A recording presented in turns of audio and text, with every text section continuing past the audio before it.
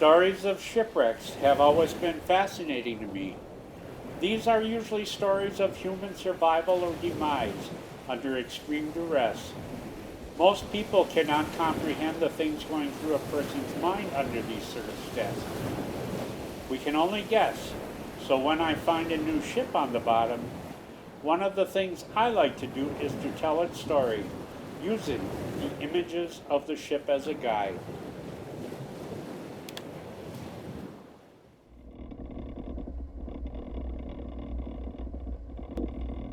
After finishing a section south of Sheboygan, I moved my sonar search area north.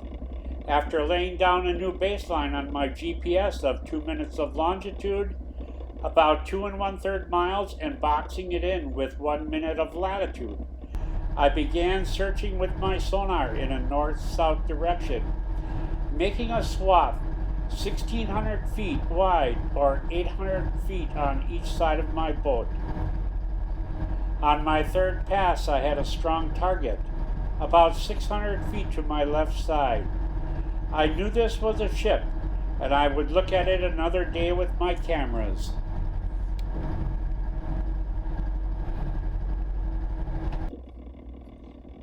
On the 9th day of August, 2019, I went out to the site with my drop cameras and sent them down to record what was at the bottom of the lake.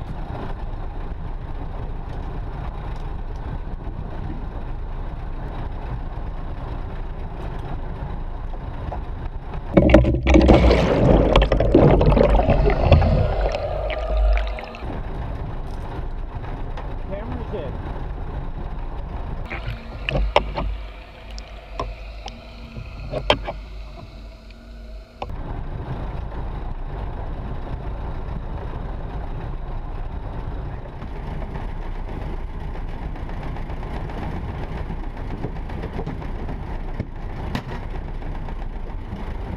After retrieving the cameras and downloading the video on my home computer, the first thing I saw was the starboard bow and anchor of a sailing ship.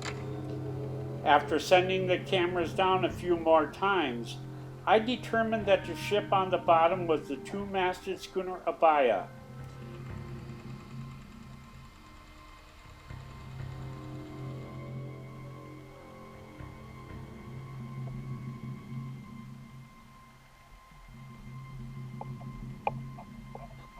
The damage to the ship and the lack of cargo in its hold helped me make this determination.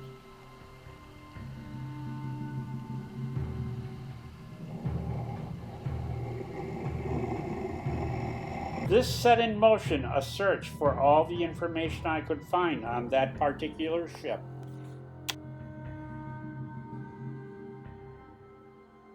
Some boats were built on speculation, as is this 300-ton bark built by Charles Stevens, the builder of the Abiah.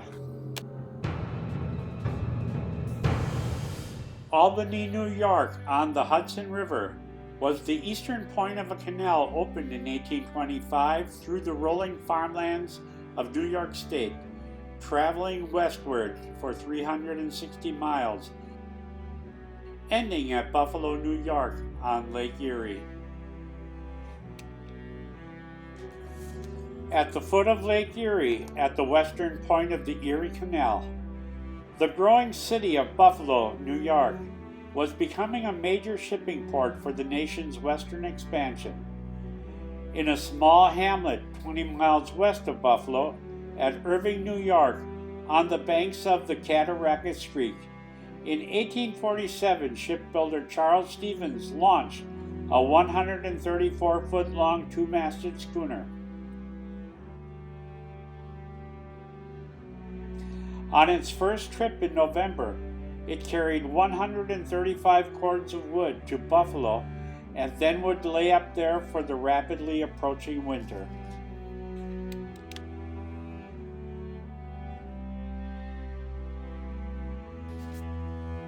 On June 12, 1848, the Buffalo, New York newspaper reported the schooner Abiah, Captain Avery, came into port carrying 3,700 bushels of corn, 854 barrels of flour, 3,000 pounds of hams, 1,324 bushels of wheat, and various other cargoes from the bustling city of Chicago at the head of Lake Michigan, which was rapidly becoming a major trading center, shipping out the commodities produced in the heartland of the growing country.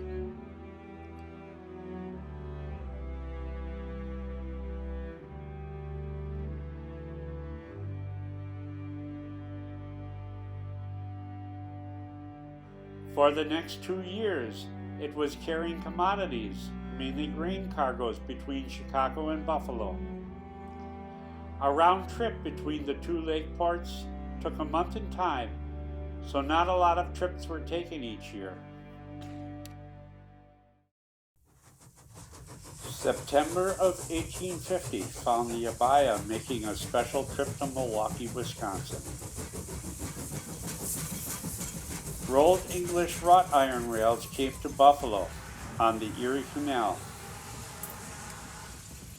Were loaded on the schooner, as was a 20-ton crated locomotive from Norris Locomotive Works of Philadelphia.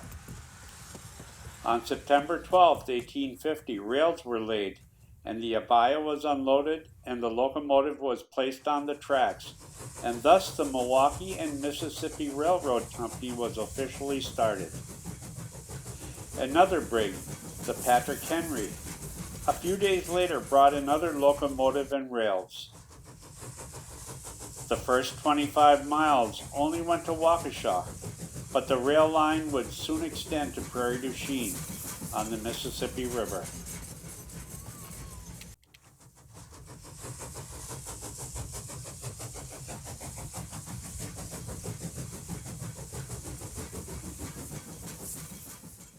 Back the schooner Abiah went on its Buffalo to Chicago runs. In May of 1851, the Abiah left Chicago and went off Milwaukee. A storm came up and dismasted the schooner. She was brought into Milwaukee and repairs were made at a cost of $1,500. Nothing of importance happened to the schooner until July of 1853, when, carrying another locomotive and 500 tons of iron in her hold, she sprang a leak at the bottom of Lake Huron. She got back into the St. Clair River and was towed to Detroit for repairs. In 1854, the sawmills on the Oconto River on the west shore of Green Bay were turning out vast quantities of white pine. The region's first steam-powered sawmill was located here. The 1850 census lists Oconto as having 415 wilderness dwellers. They cut and loaded the lumber on what were called the Chicago boats, stacked up and waiting at the mouth of the river. One resident said sometimes as many as 40 boats were at anchor there. The roughly 350-mile route saw a constant stream of schooners from Oconto, loaded with lumber, heading to Chicago. The schooner Abiah was one of them. They were offloaded and then sent back, usually empty, for another load.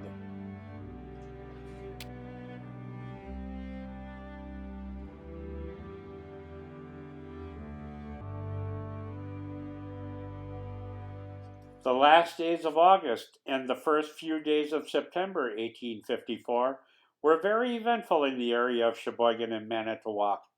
On August 30th, in a dense fog, the steamer Lady Elgin, with 300 passengers, struck a shoal southeast of Manitowoc, put some holes in her hull, and just made it to the pier in Manitowoc, where she sank in 9 feet of water.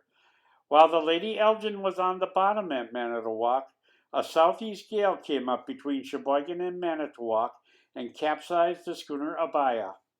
The 7 crew and 2 passengers got off in the schooner's small boat and were picked up by a passing schooner and brought into Sheboygan. In the following days, a small steamer and a steam tug searched for the capsized floating schooner. The steam tug Eclipse found her and started towing her to Sheboygan when another storm came up, and while being towed, the Abiah started coming apart and went to the bottom on about the 11th of September. For 165 years, the schooner Abiah rested on the bottom of Lake Michigan. When I located her while making a general scan of the lake bottom between Port Washington to the south and Manitowoc to the north, I knew the Abiah was somewhere in the vicinity of my search area, and I was hoping to find her. For the next few weeks, I would send my drop cameras down to shoot video of the schooner. By doing this, I soon got a good picture of what the schooner looked like on the lake bottom. I believe that when the schooner capsized, she lay over on her starboard side, exposing her port side. I believe the mizzenmast unstepped, and either while laying on her side on the surface of the lake, and possibly while being towed, the loose mast acted like a battering ram, taking off the deck of the schooner aft of the centerboard. The damage to the framing on her port stern indicates this also.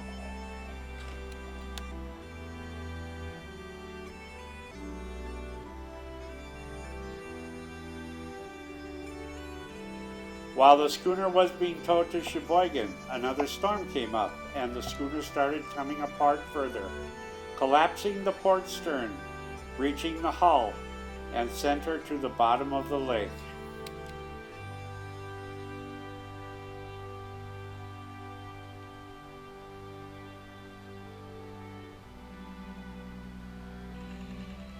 The camera floats, bobbing in the waves at the surface, gives a jumping motion to the collapsed hull.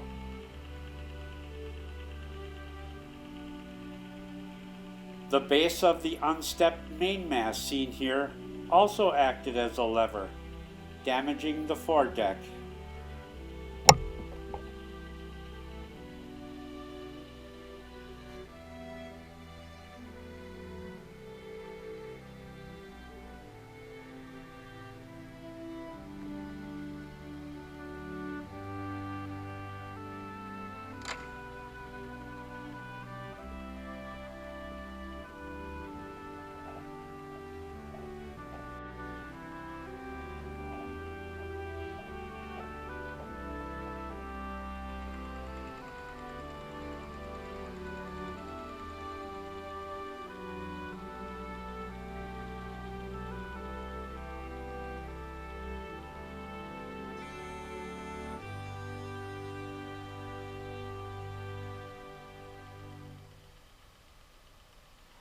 I gave the location of the schooner to Wisconsin's State Historical Society, which sent divers down to measure the schooner on the bottom, coming up with 134 feet, thus confirming the identity of the ship.